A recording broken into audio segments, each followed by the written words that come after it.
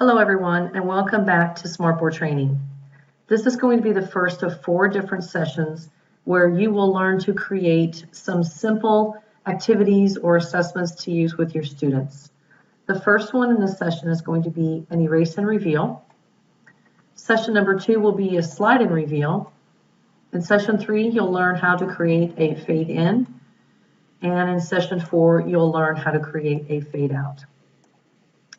In the erase and reveal, we are going to be utilizing several different tools in the Smart Notebook, and we're also going to be capturing some information from a Word document.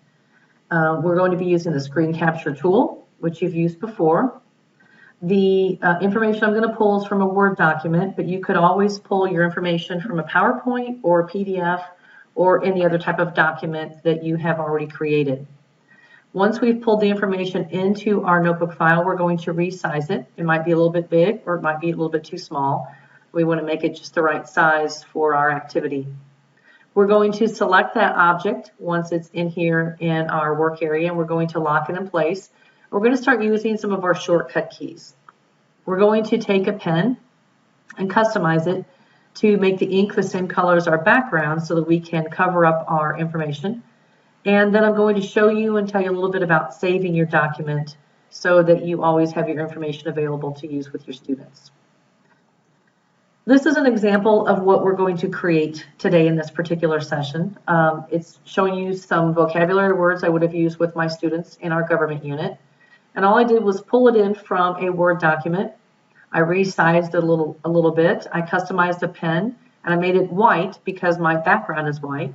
So what my students would do is they would read the definitions, these are all the definitions, and they would hopefully tell me the correct answer, which I have hit here next to the definition.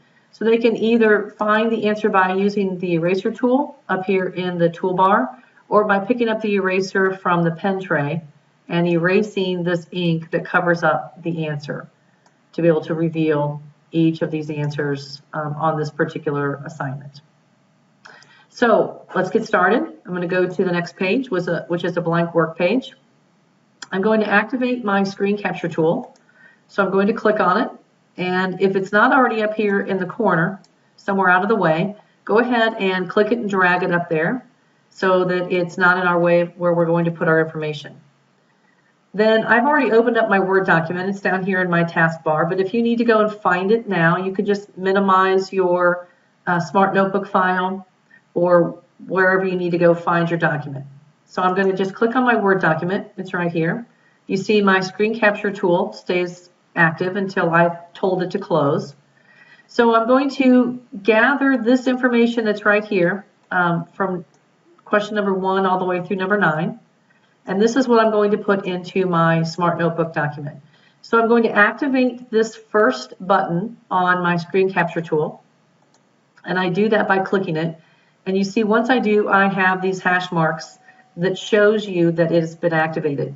So this allows me to draw a box around the information that I want to gather. So I'm going to draw a box around numbers 1 through 9.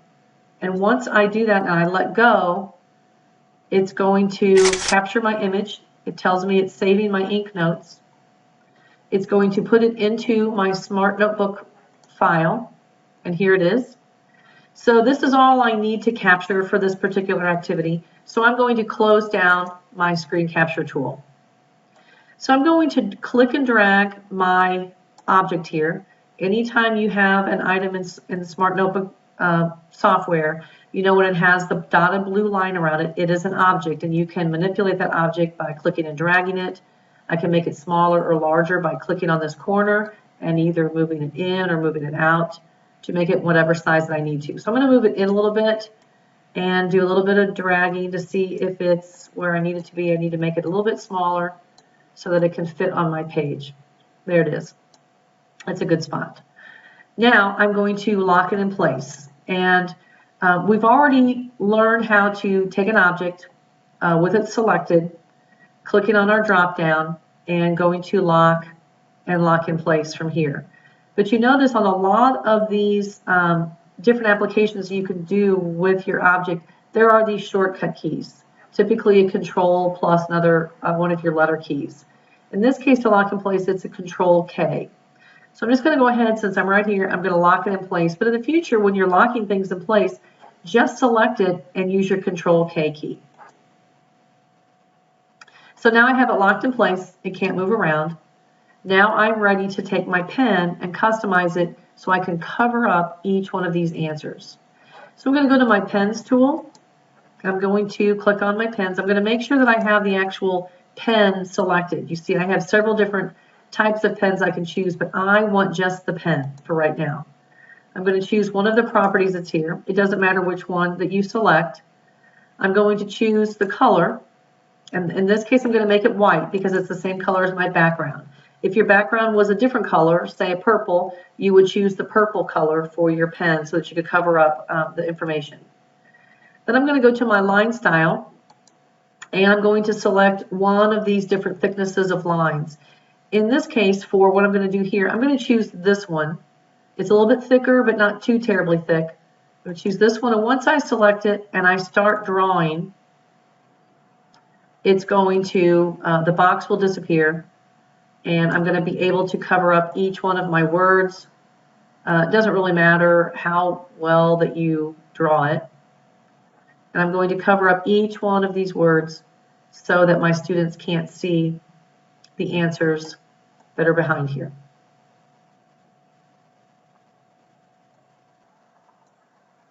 Okay, once I have them all covered, I'm going to click on my select button so that it stops my pen from working, and I have all of my answers covered up. Now at this point, this is when I want to save it. If I haven't saved it before, I'm going to go to File, Save As. I'm going to choose a location where I want to save it to, whether it's my desktop or onto my home directory or onto a flash drive. It doesn't really matter where, as long as you know where you're saving it to be able to locate it at another time. Give it a name, something that you're going to remember, and then click on your Save button. If you have saved it previously, you've already named it and saved it in a location, all you have to do is just click on your Save button that's right here in your toolbar. Doesn't really matter. You don't have to go up to the File, Save. You can just click on your shortcut button right here. Once you have opened this document and you're using it with your students, and they've come through and they've erased the answers and revealed the answers, when you're finished with it and you are ready to close it down, if you know that you're going to be using it again, you want to just close it. You don't want to save it again with the answers revealed, because if you do, you'll have to go back in and cover them back up again. So once you've saved it with the answers covered, like on questions 5 through 9, leave it like that. Save it with everything covered. When the students have revealed the answers, don't save it again, just close it. So that's all for this session. I hope that you will check in later for session 2, and then again for 3 and 4, and learn how to make a couple of other activities and assessments to use with your students. Thanks.